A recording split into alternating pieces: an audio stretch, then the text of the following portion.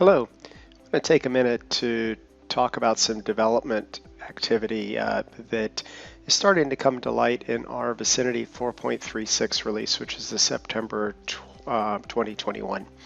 This is related to reporting data out of Business Central, but it also in the future might have some implications for the other Dynamics products as well.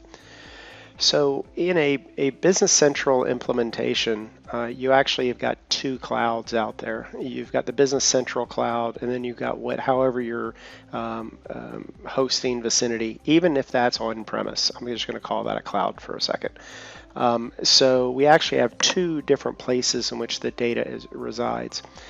In a Business Central model where you're in a public cloud with a bunch of other companies, even in the same database, you can't grant access to people like Vicinity to just reach in and grab data, clearly for security reasons.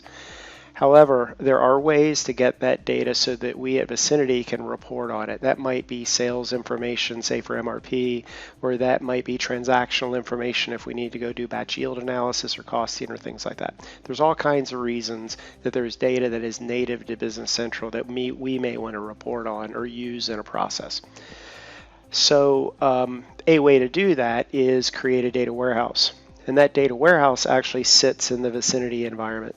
And the reason we do that is it makes the data so much easier for us to get to and faster for us to get to and more secure because it's staying within the Vicinity cloud and we're not having to go out and get data just for a report. Now the data is actually stored over on the Business Central side in their public database. And the way we get that data out and the way we decide which tables are going and what fields are needed and if there's any logical conditioning like only give me closed sales orders, that's all done through a stored procedure that we can maintain. It is all inside the in the Business Cloud, Business Central Cloud. Now each of those individual tables that we're pulling from the Business Central side gets replicated, so to speak. The data comes over into a comparable table over in the data warehouse on the Vicinity side, and it's a one-to-one relationship. We call those endpoints, data warehouse endpoints. So one table over in the public database is one table over in the Vicinity data warehouse. Now a collection of these, let's say you wanted sales history and some transactional information and maybe customer information, all of those endpoints would be joined together and called a data warehouse group. So when you're reporting or when you're creating or pulling data over into Vicinity, you're really pulling over data warehouse groups. So you're assigning the groups that are necessary to get updated when you want to go run a report. I'll talk a little bit more running the reports in a minute. So this update can happen either on a scheduled event where the data comes over, say in the middle of the night, or it could happen on demand. There may be some data specific information or time specific like transactions or calculating opening balances or things like that that need to be done as the report runs. There, however, may also be data that's historic in nature that only needs to come over one time. We don't have to refresh it. It doesn't have to get updated. There's logic built into all of this that will allow us to refresh records that have been changed since the last time we made a query. So that's all part of the endpoint or the data warehouse work that we've done.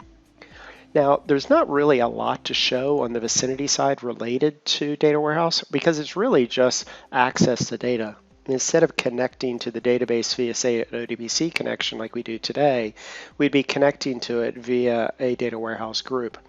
And the configuration for this is actually done under in numerous places in the application, really any place you can define a report.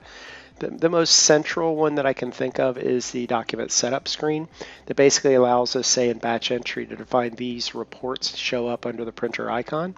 And before this release, you had basically all these columns up to but not including the data warehouse group. So just as a quick review, I've got 3 reports that can show up when I go to run a batch ticket or in batch entry, and I'm using Crystal to do the report writing. I could also use SQL Reporting Services. And there's a report name if it's Crystal, and then the report URL if it's SQL Reporting Services.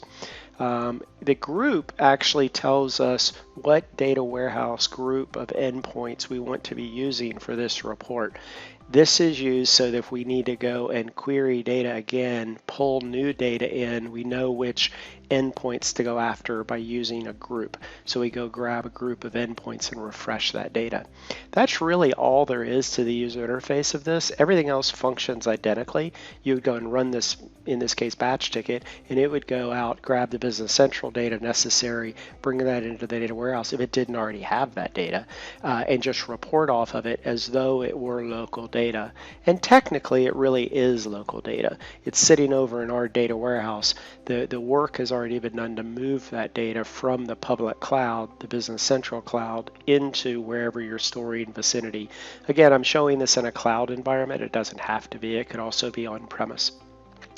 Anyway, I wanted to bring you up to speed on that. It has been deployed at a number of different Business Central clients running Vicinity, and we'll kind of see where that goes and add endpoints as people need access to different pieces of data. Anyway, let us know how we can help, and look forward to hearing from you when you start using the data warehousing with Vicinity. Thanks a lot and have a great day.